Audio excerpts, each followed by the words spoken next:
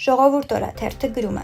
Արցախից բռնի տեղահանվածների բնակարանային ապահովման պետական աջակցության ծրագիրը ամենաշատ փոփոխություններ կրած ծրագիրն է, որի շրջանակում խնդիրների են բախվում հազարավոր արցախցիներ։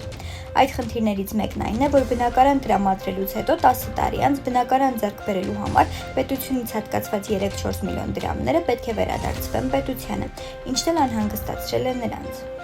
Արդարադատության նախարար Սրբուհի Գալյանը նոր պատերազմ է հայտարարել քրեական ենթամշակույթ կրող անձանց նկատմամբ։ Արդեն մի քանի օր է հատուկ ջոկատայինները ներխուժում են Հայաստանի բանտերի կոնկրետ խցեր ու տակնու վրա անում։ Ժողովուրդ օրաթերթին հասած լուրերի համաձայն այդ օպերացիաների արդյունքում դատապարտյալներ են տարհանվել եւ այլ բանտեր ուղարկվել։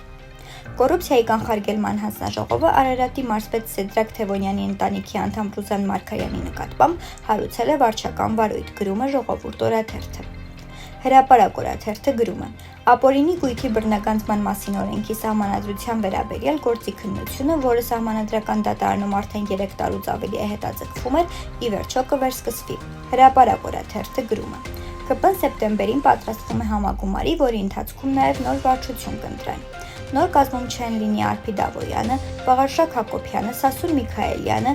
ՏԿ նախկին նախարար Գնել Սանոսյանը, Արմեն Փամբուկչյանը, բայց բնականաբար գլխավոր ինտրիգը Տիգրան Ավինյանն է։ Օրաթերթը նաև գրում է. Երեքշաբթի օրը ԿՊ վարչության նիստը հետընտրական Գյումրու մթնոլորտում է անցել։ Նիկոլ Փաշինյանը դժգոհություններ է հայտնել, ինչպես նաև խոսել ռադիկալ փոփոխությունների մասին, ցանկ կազմել, թե որ պաշտոնյաներն են վարչության անդամների կարծիքով ամենավատն աշխատում։ Այս եւ այլ լուրերին կարող եք ծանոթանալ Օրագիր Նյուզ կայքում։